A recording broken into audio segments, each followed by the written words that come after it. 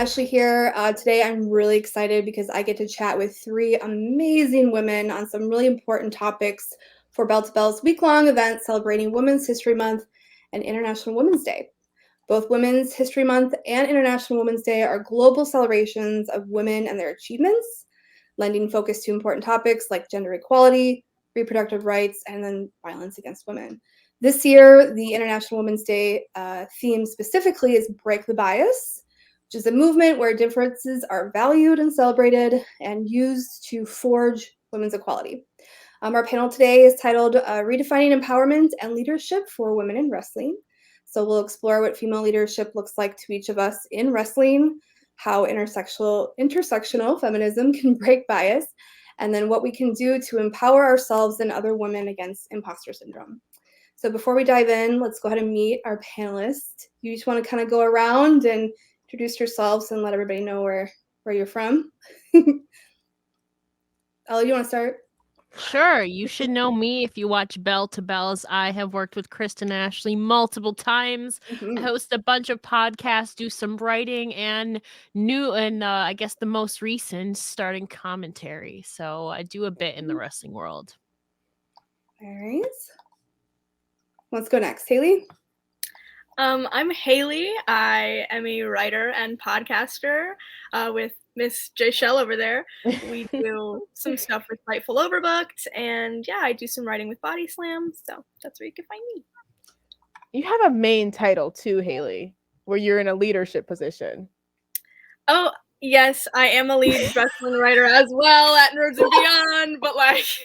leadership panel. I didn't want to boast, you know. I'm going to boast. My name is Jaychele, former co-managing editor at Body Slam, now writing with SCS Scoops. I'm also Ella. I didn't tell you that I yet. didn't hear the news yet. I didn't know, but welcome aboard. Thank you. Yeah, I didn't officially break it yet. I guess I'm breaking it here. I also do some podcasting with Late Night Grin. We do Demo Divas on Fightful Overbooked, the show all about women's wrestling as well, all female group over there. And I'm also doing a project called Wrestling with Whiteness, focused on telling stories of Black wrestlers. Just did some interviews with Big Swole, Tasha Steeles, great people over there. And I also have my own personal YouTube channel as well, where all that stuff goes up. So busy. Every single one of you. I feel so old. I mean, I am old, but you know. All right, so great. Thank you all for joining me. We can start the chat, I think, about talking about female leaders kind of in all areas of wrestling. So someone want to start and just name off maybe some female leaders in wrestling that you really look up to as role models? I should start because mine's the most obvious. And it applies, though. To be fair, it does apply. And you know who I'm going to say.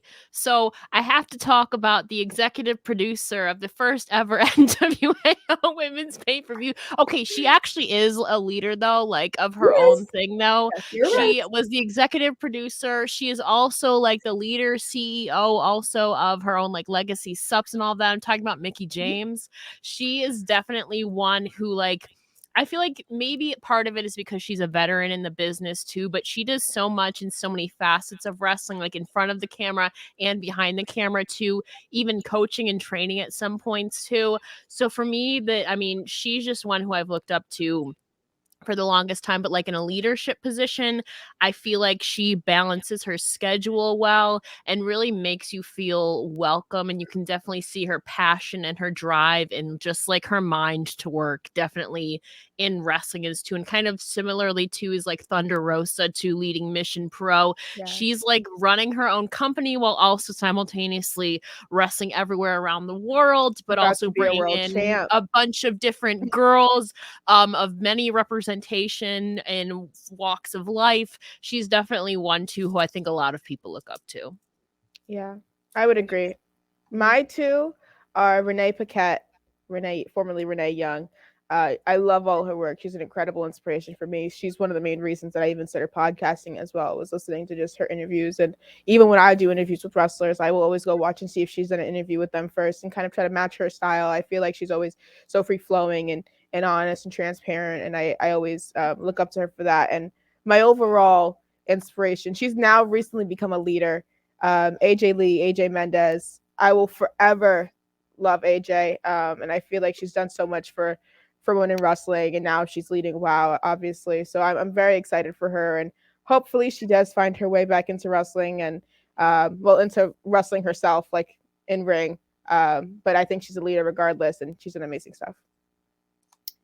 So for me, I actually have Maria Kanellis. I love Maria, and specifically her involvement with the Ring of Honor Women's Division and everything she's doing behind the scenes, or was doing behind the scenes over there. Hopefully, that'll continue. I love her. And she's truly, outside of that, an essential part of women's wrestling and the women's evolution, and I'm happy that she's getting her flowers, and I just hope that continues. I love her a lot.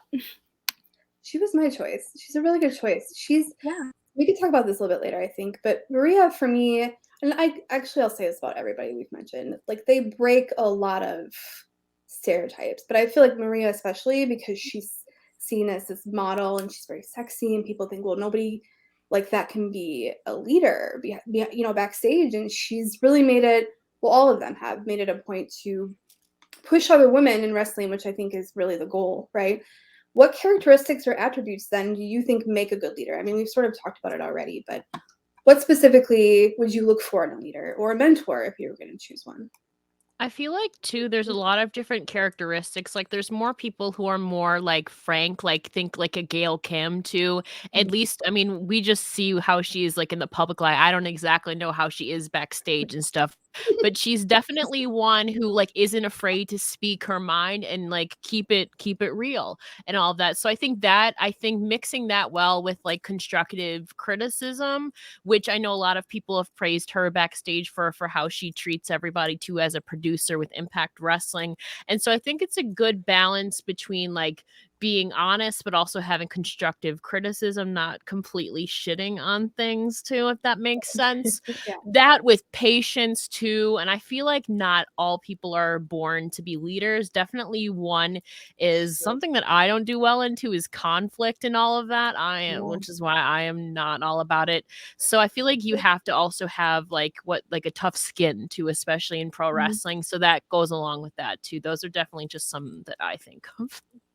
Yeah, I would agree. I was thinking like fearlessness is one of the main things that I would always look for. Is whenever I go into like a woman's comments, I'll even think of like Denise Salcedo here. Her comments and her replies, like I don't know how we deal with that stuff, like all the mansplaining, all of like the you're not good enough because you're a woman, all of those things, or like you're only here because you're sexy, you're only here because you're hot, all of those comments. It takes so much to even see those comments, have to handle that. I know the block button's there, but still you see the comment regardless, and to be strong enough to not internalize that takes a lot of work and a lot of pride within yourself, and to know your worth even. For me, I would say good communication skills. I feel like not everybody is really good at communicating, and I think it's something that's important, especially within wrestling. So They're all really good. I think the way I would tie them all, and what I think is mine, is experience. Yeah. It's really easy just to plop anybody, woman, man, whomever, into a leadership position, and then people will automatically expect them to kind of fly, right? Because they're leaders. So, well, you're a leader, so you should just know. But I think a really great leader has that experience. They have the know-it-all to, communicate well, to handle those comments. And thank God for Twitter filters. Like, I don't see half the comments I get anymore because of Twitter filters. Oh yeah. Or to handle conflict. And part of handling conflict, unfortunately, as a woman, social media, no matter what field you're in, is called ignoring it, unfortunately. But criticism and conflict in like between staff members, that's always really tough, especially if it's a man, unfortunately, which is so weird because they want us to think that we don't like each other, right? That's where they really want us to get that aggression out, but that's usually not the case. Usually I don't like you. What? No. Like usually I don't like the man. Oh, I was like, I know that's what she meant. Not you. I was like, wow. How you really feel, I do. I probably did something terrible then. Like, what? Yeah, I mean, when I, so for example, with that kind of stuff, when I started Diva Dirt, I had edited sites before, but I had not edited a site at that sort of level of visibility. And I mean, they literally threw me in there. And on the second day, my instruction from the owner was remove all of the discussion posts for WWE, which, I mean, literally, it's like a chat, but like on a web page, and they literally just sit there, which was like the end all for some of these people. And I got death threats because I removed these. And so, I mean, yeah, I'm sure, I know Denise gets a ton of stuff. I think we all do. We all do. And it's like at the end of the day, I think a good leader knows, okay, like it's not important. And they focus on what is important. So why don't you, well, I think we kind of covered it, right? A little bit. Why don't you think there are more women leaders in wrestling? Why, I mean, it feels like you go through the list and we're all like, yeah, those are the ones. So why don't you think there are more? I feel like just especially in wrestling, as cliche, but it's literally true. I feel like has been a male dominated sport for centuries, and a lot of women have been held back, or people hate this word, but oppressed. And it's actually true though, especially in all different fields women have, but especially in wrestling, whatever you're doing, whether it's refereeing, commentating, being a wrestler yourself, media personality, etc. I feel like two women also haven't been taken as seriously. And so it's taking that experience, like Kristen said, for somebody to have years and years of experience sometimes to even be considered getting a chance with something. They're not, I feel like, I don't know how to explain it. I feel like sometimes people aren't given proper chances to even become a leader or rise up unless you've been in the business for forever or paying your dues. People don't take as many chances on people, I feel like, especially women, especially if you're younger, even if you have that passion and all of that. So I feel like it's a mix of things, but I'm interested to see like what you guys say too. Yeah, one of my things has always been I've always been afraid of. I mean, I think it's happened to me some places is being put in this position because of I'm a woman or because I'm black or because I'm a black woman or I'm young or whatever it may be. And I don't want it to be because of that. I want it to be because they think I have the experience. They think that I have the knowledge. They think that I'm able to sit at that table and be there and command the attention that I deserve. But that's not always the case. And I feel like it's like these pity roles or these roles that people do to look good that don't turn into anything positive. It's not an actual leadership role. It's not a position that's sustainable, and it's not working to better the wrestling community at all. So that's why even if there are those positions, they may seem misguided or misused because they're not for a positive purpose, or they're not there with the best intentions in mind. So that's another reason why I feel like people may not even want to take those opportunities because they're able to sense that it's coming out of a negative place or anything like that. That's a good point. Haley, what do you think? Do you agree with I me? agree. As you're drinking water, Haley, what do you think? It's getting ready.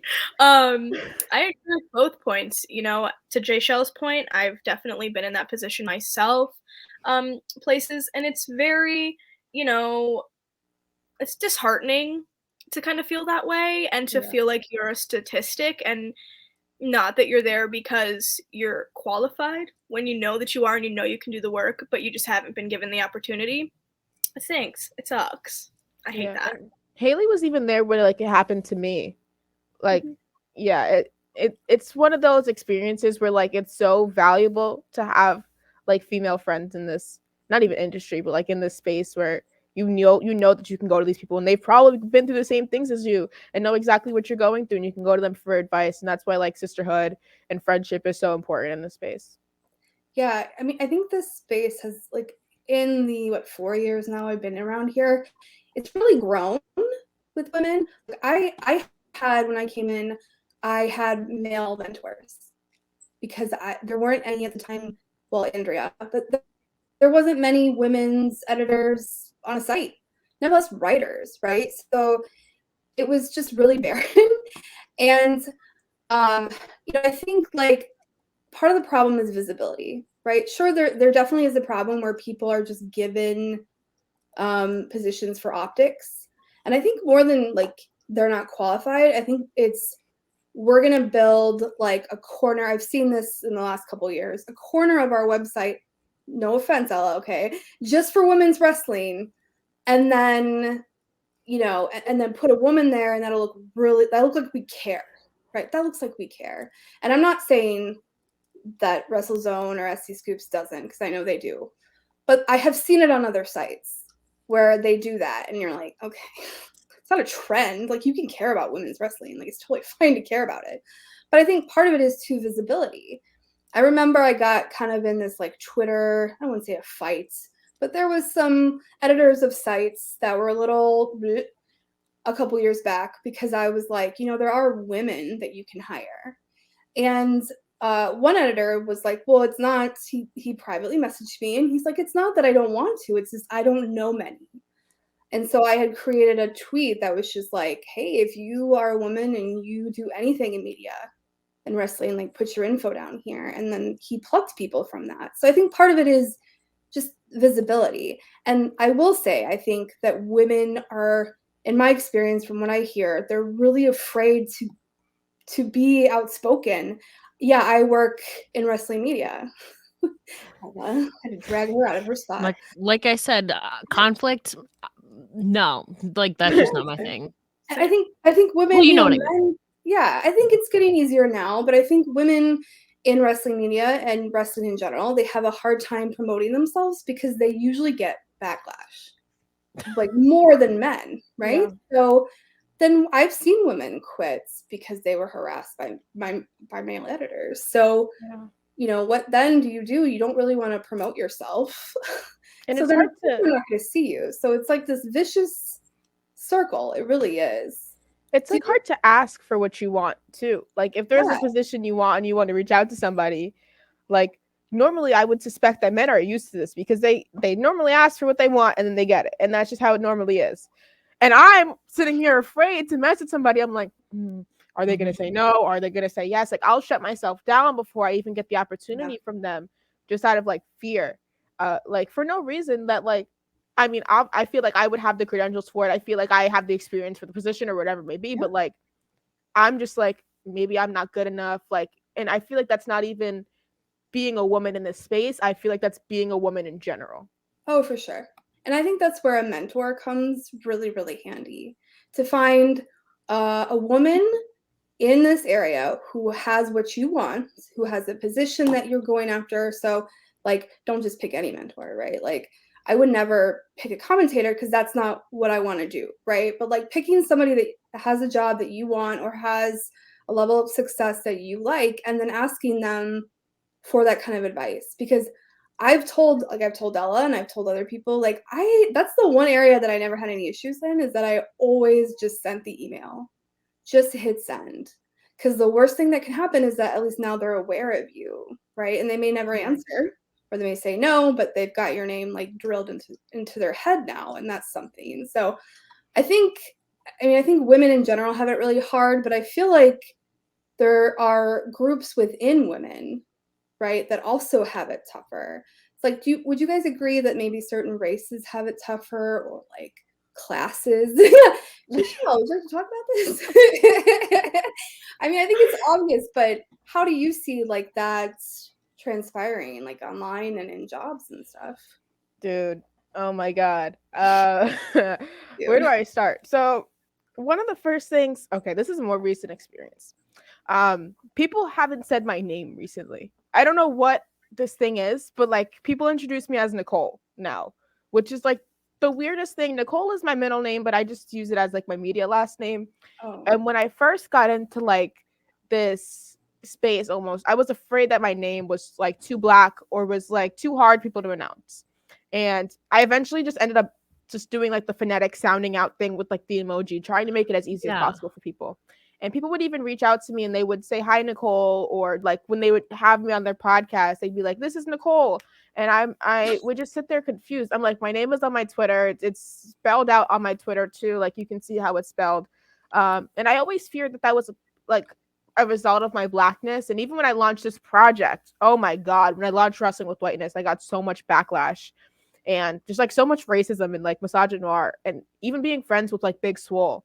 Like I've seen what she's gone through recently and how much like she's had to experience. And I got to talk to her recently about that too. And just it's hard to kind of be able to find that peace when you know that like you're better than this, but at the same time it's all that you see and it's all over your feed and it's just revolving around you and everything like that.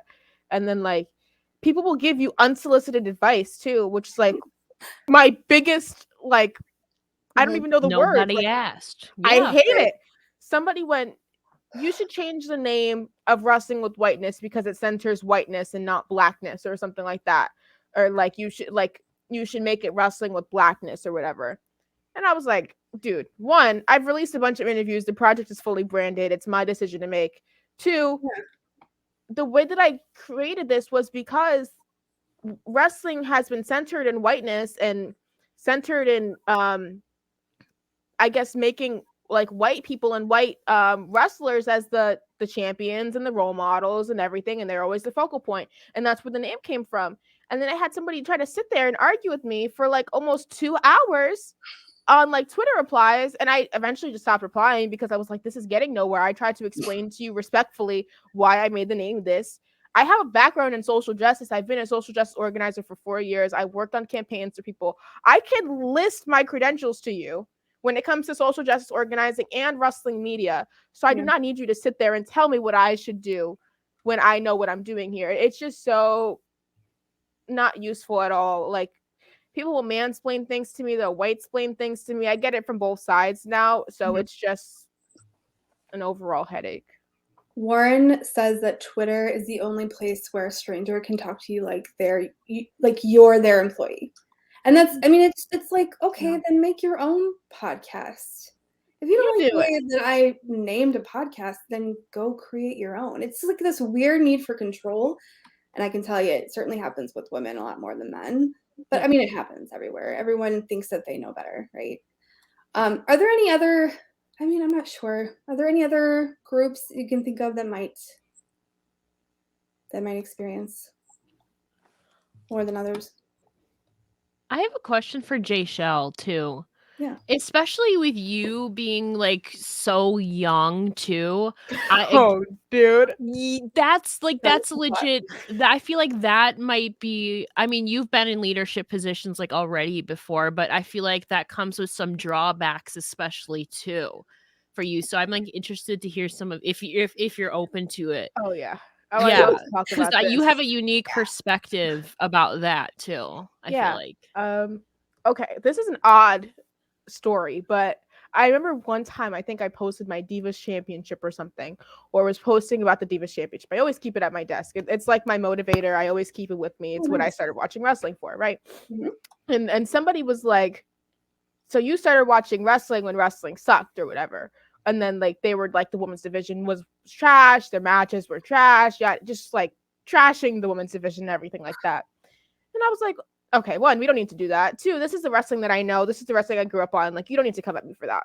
Yeah. And then I always get the messages about WCW. If you haven't watched WCW, you're not a wrestling fan. If you don't watch WCW, you're not a wrestling fan. Yada, yada, yada, yada, yada. And I have not watched a single match from WCW out of spite for these people. I refuse to. I've never watched one either, if that makes you feel any better.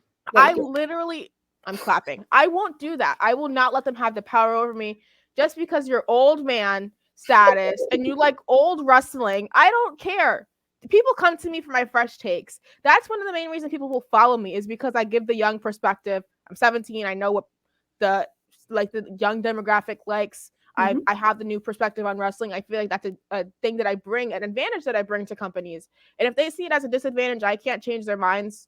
And it is what it is. But I know, my boyfriend always tells me this, you know what you bring to the table. And if they don't need you at the table, then it's not the table for you. And I just move on from that. So that's a good point with the age, though, to bring that up. Yeah. And I feel like because I feel like a lot of people get that, right? Like, well, because I just recently rewatched the whole Divas era. Like I didn't come until 2014. Oh, wow. Like I got the very end. That's the same time as me. That's hilarious. Right. I know I'm Am I the earliest? Haley, when did you start watching? 2013, 2012, 2013. Oh, I'm the earliest. Wow, I mean, I was 2009. That was a Interesting. hardcore. Very interesting. It's like I feel like people who say that to people who are like, well, I'm new.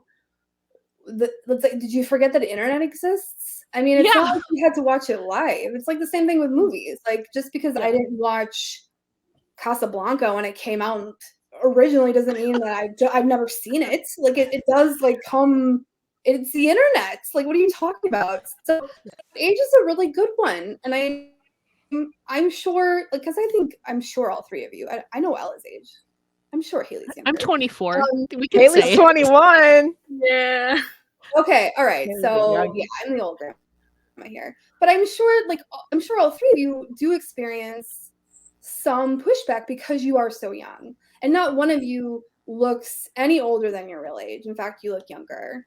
And I can say that I almost missed a really cool opportunity because the guy, the producer who wants me to do this, thought I was in my 20s and that I wasn't old enough to have like remembered certain parts of wrestling or something. And I'm like, dude, the internet exists for a reason. The internet. Hello. And I'm like, no, I am going on 36. Like I was old enough to remember, the ruthless aggression era. I just saw it and didn't really want to watch it because I thought it was disrespectful in a lot of ways to women. So, I mean, I remember those things, right? So I think it's crazy, and I think age is a really good one. Now that we've defined what we think female leadership looks like in wrestling, I think we should talk a little bit more. I think we talked a lot about barriers and bias and intersectional feminism. So what that is, it's just the understanding of how women's overlapping identities, so race, class, ethnicity, religion, all of that, impact the way they experience oppression and discrimination. So it's treating individuals like individuals and remembering that then when we're applying all these fixes to people, right? So what sort of stereotypes or labels do you see applied to women in wrestling across all borders? And then we've talked to this a little bit, but how do you think those stereotypes differ from different women? So for example, are women of different races labeled and treated differently, which we've covered a little bit. Do you see specific stereotypes? Yes, go ahead. I get called Ratchet on Twitter. And I think that was one of the prevalent things during like the Bianca Sasha stuff. Bianca's Ratchet, the braid stuff. I always hear that stuff, especially as a Bianca stan. Like Bianca's my number one all-time favorite wrestler ever, Bianca, right? Mhm. I'm always defending her, and I always hear that stuff, and it's always just like so much just racism and just like so much misogynoir that just comes out of it. It's like whenever I experience something like that, and even like on my personal like stuff, like either if it was like with Late Night Grin or like with my own channel or whatever, like I always hear that like sometimes I'm too black, or I still like utilize ebonics whenever I speak. Like I use slang. I'm 17. Like dude, I don't know what you want from me. But it's just something that I've become accustomed to, especially a lot of my background is in like organizing and stuff like that. And I used to literally get like hate mail and death threats and everything like that. When I was organizing over there, I was holding protests and things like that. But I was kind of used to that. So when I transitioned into the space, I was like, oh, this is easy. I can hit a block button here. So like I used to get emails, I used to get mail sent to my house before too. Like, and oh my God, I forgot to mention this, but I got a text message from somebody. I don't post my phone number anywhere. I don't spread my phone number out or anything like that. Somebody texted me. They said that actually, if somebody wants to fill dead air time, I can try to find it quickly. What about like labels like aggressive or like I get bossy a lot because I share my opinion and they call me loud. Like what about those sorts of labels? Do you guys experience those at all? Or even the other way, you're too timid, you're weak. Yes. Yeah, that kind of stuff. Yeah, can you give I feel like I feel like I'm very outspoken as a person. I'm not like super shy, but I definitely don't like always push myself to go after things. I'm trying to get better about that. But I feel like men specifically think that because maybe I'm a little bit more timid, I guess, they think that I'm an easy person to walk all over. Yeah. And I had this experience the other day. I argued with a man on Twitter. I made a joke about a wrestling move, and he tried to mansplain it to me that it was basically just, I said crossroads, like Cody Rhodes. Mhm. And he was like, no, he just meant like he's at a crossroads. And I was like, I'm aware you don't need to mansplain words to me, and speaking, I'm a writer. But yeah, I just, Haley, I have a question for you. Yeah. I know you like Haley watches GCW and death matches and stuff. Do you ever experience any like pushback in that community even? Because you watch it more than I do, and I'm not really invested in that community. I try to stay away. Surprisingly, that community is very open and receptive. I think it's one of the better communities in wrestling. All walks of life are over there. I haven't had any pushback from them, no. Surprisingly, you would think, but I think those people are really lovely. I just wanted to ask. No, but it's a good point, because I think I talked to somebody recently about that, about death matches. I forget who I talked to, but women in just liking death matches, because there was that whole situation around AEW, like, oh, blood and guts. Like, there are plenty of women who really like deathmatch, and I like it up to a certain point. There are some deathmatch, Charlie Evans is insane, we'll put it that way. There are some stuff that people do that I'm like, how are you not dead? Have you seen Masha? Masha will bleed. Yeah. And sometimes it crosses a line for me, but generally I'm totally fine with that. It doesn't bother me. And I think that is also this sort of like built-in stereotype that women are, well, we're, feminine, you shouldn't, swear, you shouldn't bleed around women, that there's no way that they can possibly like deathmatch wrestling, which is weird because, if you go to other areas like music, like metal is just so welcoming of women. So it's weird. I think it changes based on whatever you're in. But I think like the people that I've met in the deathmatch community, they just realize that this is wrestling. And sure, there are precautions to make sure you don't bleed out and die. But most of it is right. It's precautions. It's staged. It's the same thing with intergender wrestling. Like it's just wrestling, guys. Like no one's actually getting the shit beat out of them. Right? It's gonna be fine. I found the text message. If I can read it quickly. Okay. Somebody said, "Yo." I said, "Who's this?" They said, "So what's up with a hothead? I heard you're talk." Can I swear on here? I don't care. Go ahead. Okay. I heard you're talking shit. I said, "Who's this again?" They said, "It doesn't matter who I am. What matters is you're a clout-chasing hoe who likes attention from famous people, and you think you're the shit when in reality you're stealing the spotlight from those who deserve it." And that was to my personal phone number. So I don't know where that came from, who it was from or anything, but doxing's a real problem. Doxing's a real problem. Which makes it even worse though is you're literally still a minor, Jaychele. That's the scary thing about Twitter and the internet and all of that is you've become so prevalent in like wrestling media now, but still you're still so young. So I don't know how you handle it because God knows I can't handle that stuff. So I really do give a lot of respect to you because you've been able to handle things that I would have been in tears about, to be honest. I mean, I get some stuff, but definitely not to the magnitude of stuff. And I feel like maybe part of it is me. I'm afraid to be outspoken. I personally haven't been called that. I was just, as you were doing that, I was pulling up something else that came to mind about a thing that I got. I just briefly, it's so sad that we all have it like readily, like, oh, look at all of this shit. Like, go ahead. What did you say? I was going to something as to bring up a thing, and I got called a tokenized weirdo with an inflated sense of self-worth, which actually my self-worth is not even high at all. And we were part of it goes talking about, yes, we found wrestling during the Divas era or whatever, but we don't need to know nobody knows everything about wrestling. I will say that. And so for me, I guess maybe I presented something wrong as to where I think I knew everything, because I don't know everything. I'm still learning and all of that experience, but it's just a thing to where I would fit under the category as timid. I'm afraid to be outspoken or like share my opinion all the time, just because I have had experiences where people will send death threats or thank God for the mute this conversation button on Twitter, because it's just a whole rabbit hole of stuff. And I am the exact opposite of you, Kristen. I feel like, at least in that aspect, Yeah. I hold back because I'm afraid of the backlash. I see, like we were talking about Denise Salcedo, her comments are crazy, how she's able to handle that.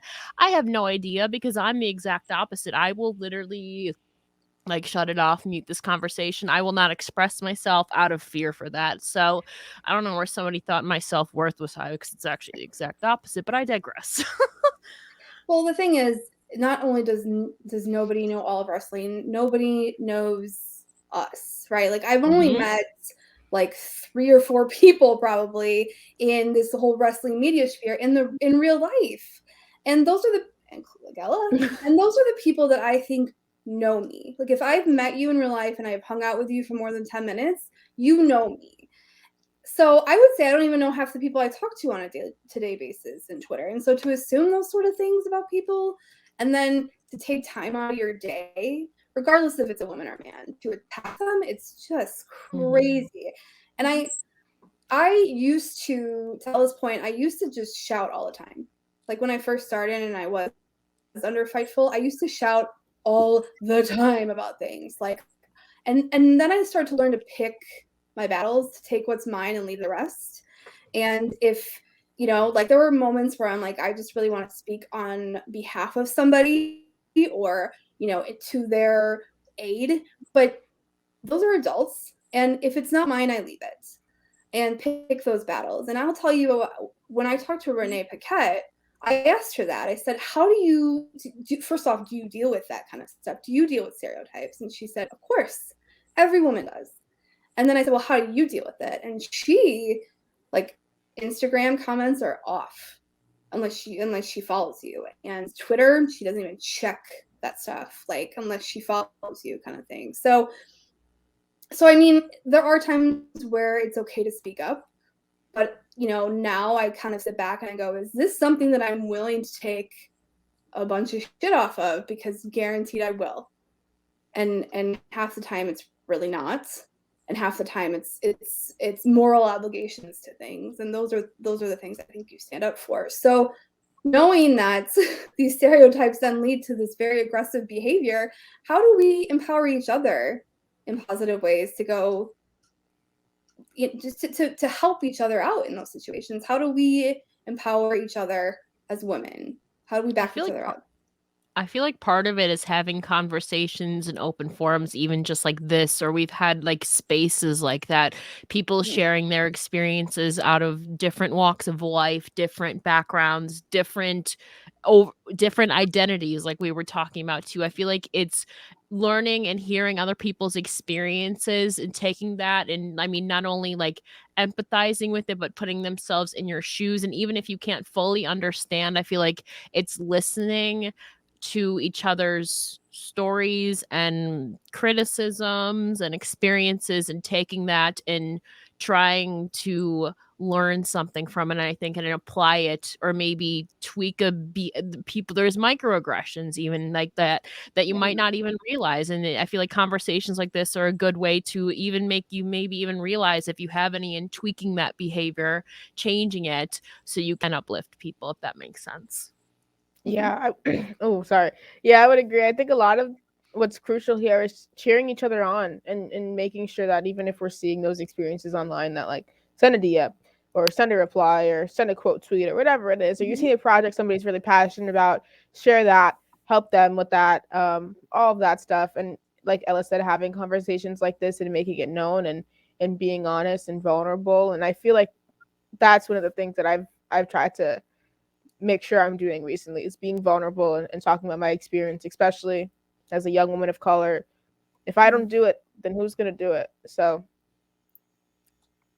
Yeah. And I think all of you I see do that very often. I'm so bad about even like just scrolling on my Twitter timeline. So I'll say this to anybody. If there's any women out there who are in media and they want me to promote something, please send it to me in DM, because I'm telling you, like, I don't sit there and scroll on my TL.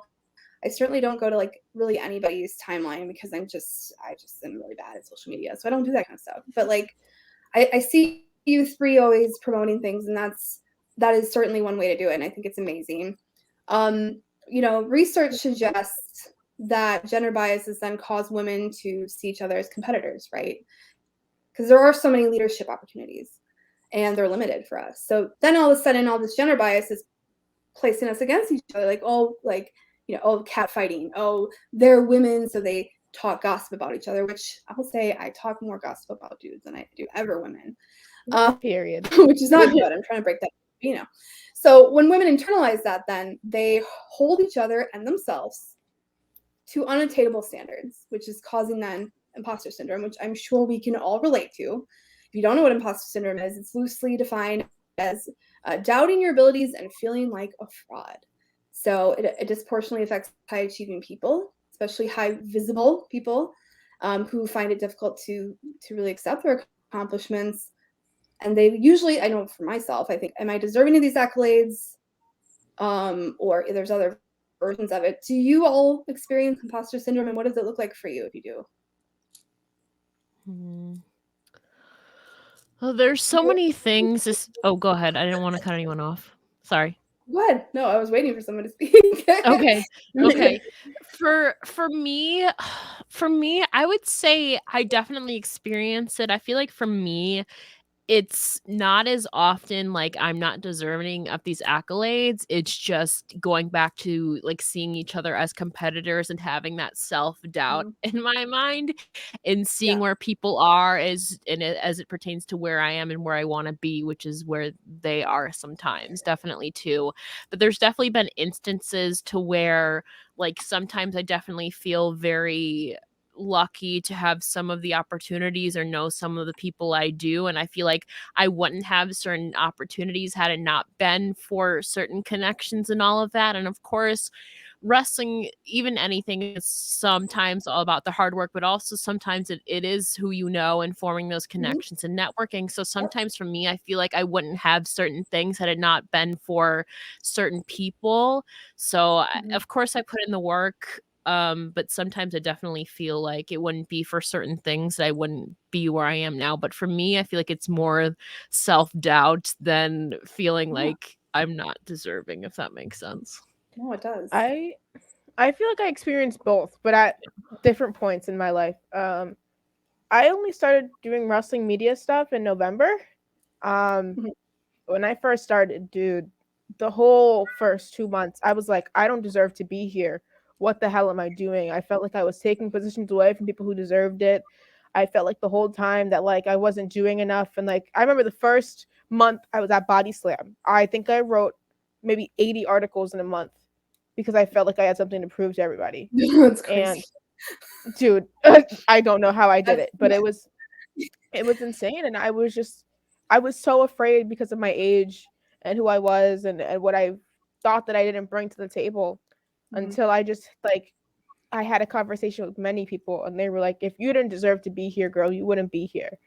And like I don't know if you can see, but behind me, all the blue sticky notes used to be pink. So at the beginning of the school, at the beginning of 2022, I set a bunch of goals for myself, and if they're blue, that means I've taken one off already.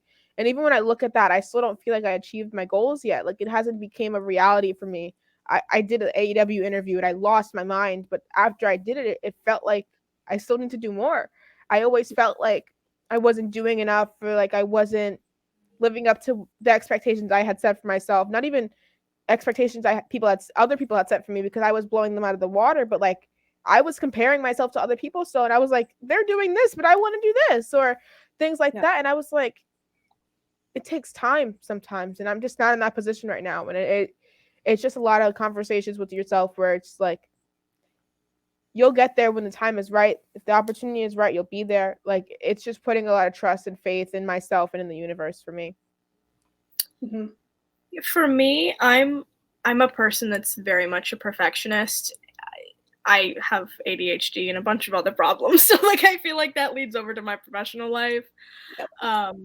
But career-wise, I've noticed it. You know, I'm in like pop culture, just media in general. And sometimes I find myself taking every opportunity that comes to me because I feel, again, I have something to prove and I need to do everything, or I feel like, you know, I'm going to lose it one day. Like, these aren't going to be there tomorrow. Like, I don't know when this is over, so I need to do everything at once. And I hate that feeling. Yeah. Yeah. And another thing that like Haley's kind of touching on is like, I had to realize if it's not paying me, I don't need to do it all the time. No. It's okay to say no. Yeah. I got to the point It where I is. was like, my time is worth money now. The rate yesterday is not the rate today. Sorry. Gotta go. Yeah, I mean, yes. Oh my gosh. Saying no is so hard. Part of the reason saying no is so hard is, like we talked about, is that we just know that there are not a lot of opportunities for women, disproportionate amount, right? So when somebody gives us an opportunity, we feel like, well, this is it. And I've done that. I never not overextend myself. That is always my problem. And people will give me outs. Like, I've gotten out. It's like, Chris, if you can't do it, just tell me. And then I'm like, no, I can't do it. And then I don't sleep, or I'm like, my dishes have been sitting around. Like, the self-care hurts, right? And like the balance, I feel, is just super impossible. And I too experience pretty severe imposter syndrome only by comparing myself, like Ella said, only by comparing myself. I do think that I deserve the accolades that I get.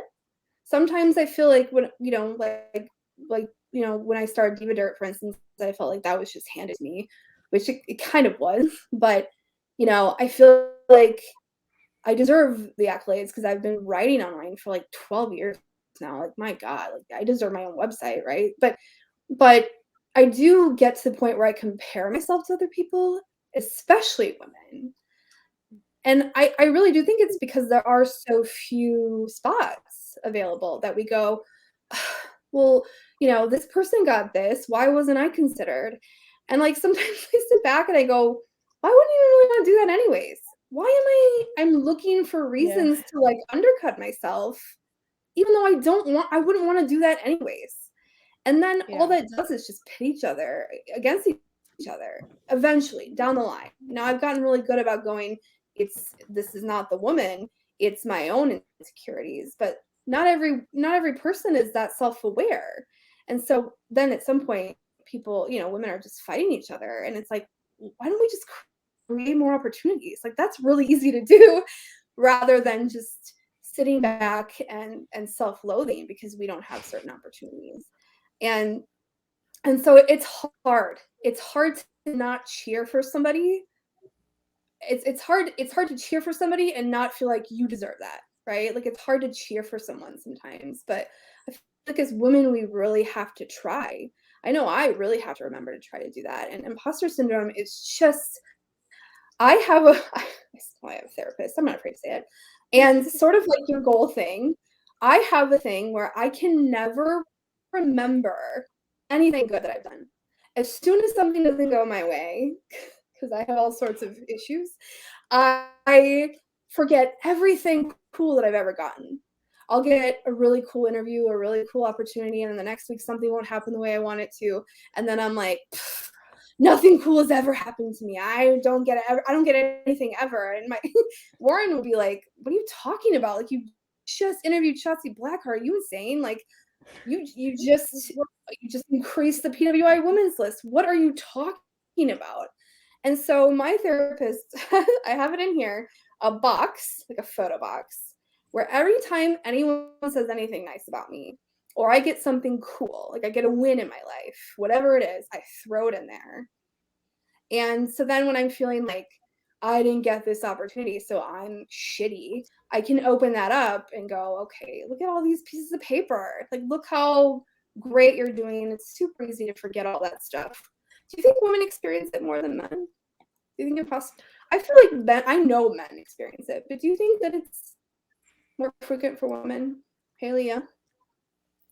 Yeah, I think so. And I think it goes back to kind of historically just the patriarchy in general. And for thousands of years, I feel like women have been held to a higher standard than men have, just because society in general is so male dominated. Yeah. I feel like a lot of what women do now is we create our own opportunities. So like whenever we're like sitting there and thinking about I don't have this opportunity, I don't have this opportunity, my whole thing is, well, fuck it. I'm going to create my own opportunity if it's not there for me right now. And there's this one specific person who I always compare myself to. And it took so long for me to kind of move on from just like, you guys aren't the same person. You don't bring the same things to the table. Like, understanding my worth and my uniqueness was what was able to kind of help me move on from that. And also, like I said, creating my own opportunities, but like then just understanding that like what's for me will be for me. And I feel like one of the things that like what happens with men is there's a lot more opportunities. Like, for example, if we look at like the government, right? There's lots of men in government, not lots of women in government. The women there will normally have to create their own opportunities. They're running grassroots campaigns, all of those things. So like, I think that's reflective in like wrestling media whenever we look at like, well, women have to create their own opportunities. You look at Denise, I bet you she works 100 times harder than any man you could compare her to get what she deserves right now and to get all of the flowers that she's getting. So yeah, I don't know. I think it's insane how much harder we have to work just because of our gender. And then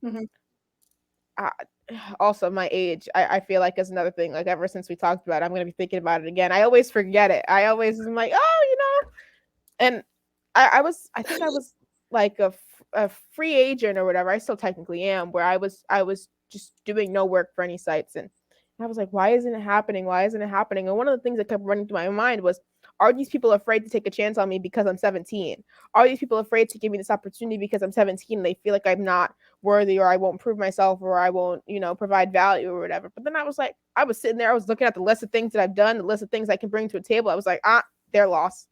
And I feel like a lot of times, in my experience and talking to other women in the field, like just confidence in yourself can make a world of difference, which gets to what you were saying. Like I've gotten a lot of really like PWI. I would have never joined PWI if I hadn't tweeted out to them, hey, do you want help with your women's list? And they then DM'd me. So like sometimes you do have to take those chances, but when you're stuck with this imposter syndrome and you feel like you just don't deserve it, or you're too busy paying attention to other people's accolades to not recognize your own, it's hard then to be aggressive in that manner. And I know you guys probably, I mean, you really don't experience it. I think I will eventually one day because I'm an old maid. But I think too that like women's, gender norm roles, right? This family that always sort of, women are the family leaders. They're homemakers, right? So they should be the balance for women in their lives. It's just expected more. And then it feels like we're never doing enough to fill those expectations of society. And so I will say all three of you are incredible. You all do really great work. You're way busier than I am. Sometimes I sit on my phone and I'm like, why do I complain? I never do anything. Like you guys' like outputs, yikes. Like I am so lazy sometimes. But again, right? Imposter syndrome. Like we're just constantly comparing ourselves to each other instead of just going, you know what, we all have different viewpoints. We all, even in this little thing right here, we do something completely different than each other. And we have different viewpoints than each other. And without any one of us, we would be really missing something from the field. Ella, do you want to add anything about imposter syndrome? Do you think women experience it more? How would you counter imposter syndrome in yourself and other people? Ella's face.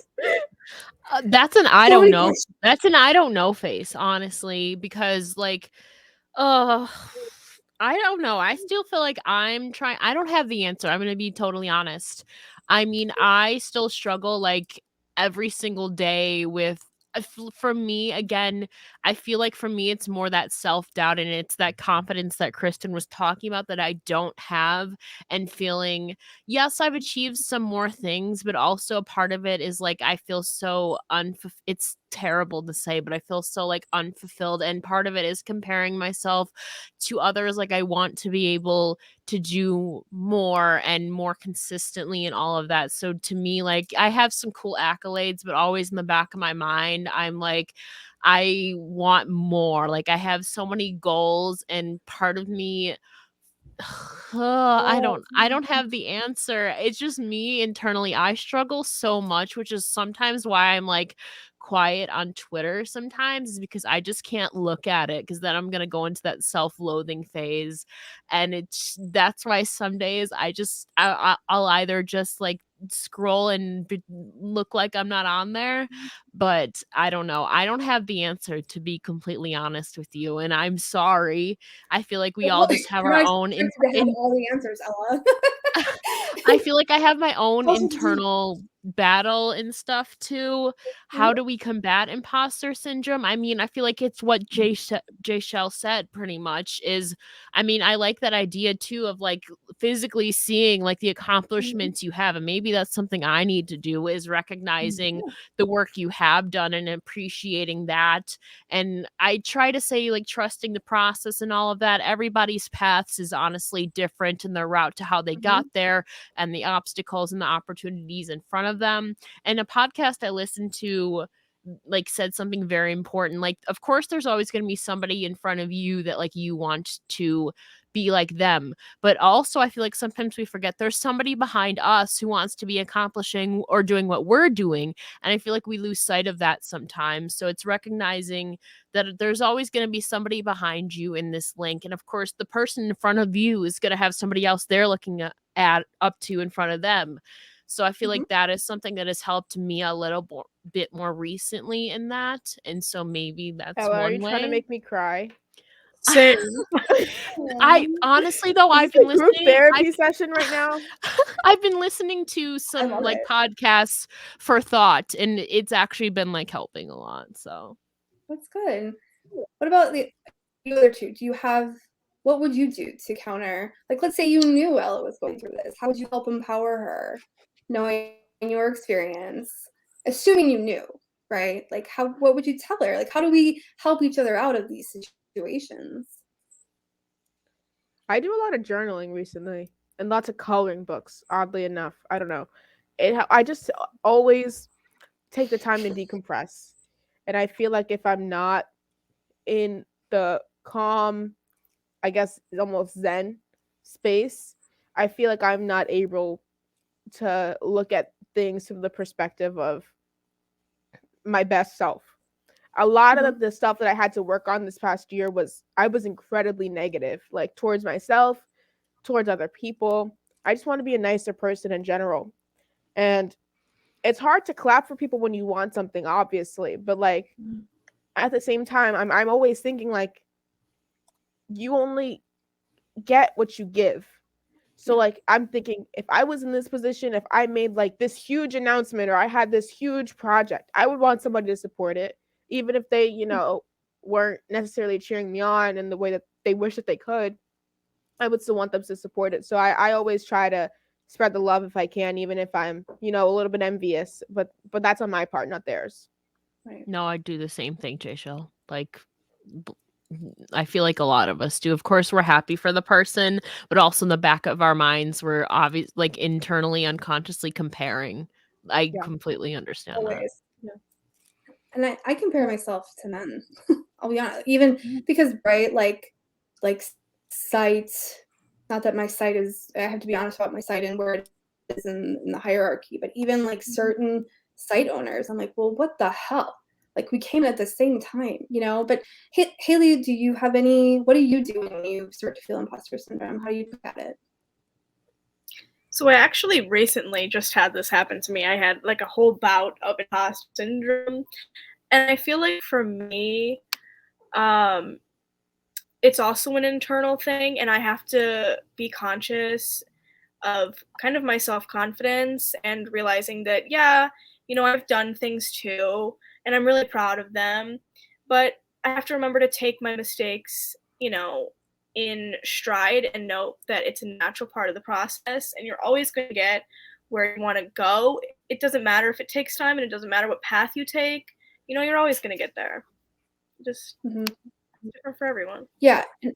And I don't know if any of you believe in any sort of like spirituality, but I, as a member of AA, okay, we're required to have a higher power, something larger than ourselves. It could literally be love. It could be anything that we believe has more control over our lives than ourselves. And I have to kind of give that up to my higher power. Like I have to give, when I start to feel like just crap, because I did too. I took almost a month off of recently for content stuff because I was starting to not be able to get out of bed just from comparing myself to others and not being able to recognize my own stuff. So I had to kind of just give it up and recognize that like I have a lot to be grateful for. I think we all have gotten really far. And I'm willing to bet that if we all kind of looked back at our old selves, we wouldn't think that we'd even be in these positions, nevertheless, like really succeeding. So I know for me, I wish there was like, I don't even know, like a little like love notes, like a little system that we could create where if we consent that someone, women or male, who is experiencing imposter syndrome and not doing well, we could just send them like a little like get better card and hear all the great things about you. Because I do feel like sometimes all you need is just somebody to tell you you're doing great. And if you don't have like a lot of people that you talk to in the area, it's like unless you specifically reach out, so I open anybody to reach out to me, and if they're like, can you just tell me one good thing, one thing that you like about me, I will answer you one good thing. I mean, I do that for AA, I do that for all, like, ask, but I feel like the only way we're really gonna know if each other are hurting and needs help is if we really just reach out.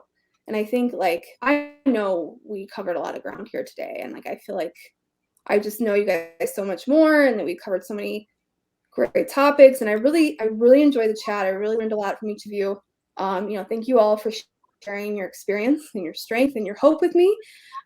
Wrestling has been such a positive impact, I know, in all of our lives. And I think I can speak for all of us when I say that we just really want to see wrestling, and especially women in wrestling, grow and flourish into the future. So why don't we all go around, we'll close it up and just plug away. Just tell us where to find you on socials and what you got coming up and all that good stuff. Whoever wants to start. I'll start then. I'll start from the bottom then. We'll go counter clockwise, and I guess it would be, I can never do this. We'll do Haley. I'll be the leader here for once. Yeah. I guess. To make it easiest for me, because there's a lot of stuff. If you go to Twitter at the Wrestling Gal or at It's Ella J, if you go to the link tree in my bio, there is most of my links to my merch, my website, all the podcasts and sites that I work for, and yeah, that's the easiest way. You can follow me on Twitter at Haley Ann. Kind of like Ella said, I have everything going on over there, but you can check me out on Fightful Overbooked, Body Slam, Nerds and Beyond, all that good stuff. Yeah, you guys can follow me on Twitter at Jaychele Nicole, Jaychele Nicole. I've been really struggling to spell my name recently, so I'm glad that I was able to do that. Wow, big accomplishment today. I also have a link tree. Go ahead. I also have a link tree like Ella does in my bio as well. My Patreon is over there, $1 a month for all my early access stuff, some extra content. Also, my YouTube channel as well. That's where all my interviews are with Tasha Steeles, Big Swole, Ricky Starks. Lots of good stuff coming out pretty soon. Willow Nightingale, Darius Lockhart, Shug D, JDX. Lots of good folks over there from my Wrestling with Whiteness project. And also, I'm over at the Late Night Grin, doing some stuff with them. So that's Fridays at 5. I do a free agent show. We did some Athena stuff, got some Tony Storm stuff coming up, and then Demo Divas as well. That's Saturdays at 3 p.m. on the Fightful Overbook channel. All women's wrestling, all women's podcasts. Yeah. I just want to say, we got done talking about this imposter syndrome thing where none of you feel like you're doing enough, and each one of you do so much that you need a link tree. So let's just remember that. Like, each one of you do so much. Okay, just want you to think about that when you leave. Thank you to all the viewers who took the time to watch this discussion. We appreciate your support. You can find me at Kristen Ashley. Be sure on Twitter. Be sure to return to our website, beltobells.com, on Twitter at beltobells, and here on YouTube during the whole week of International Women's Day. We're actually doing like a whole week now because I'm terrible at scheduling stuff. But whole week we have Stardom interviews, we have NXT UK interviews, we have some really dope stuff coming up. So be on the lookout. Stay tuned throughout all of March actually for Women's History Month for some really cool stuff. So thank you for watching, and we'll see you all again soon.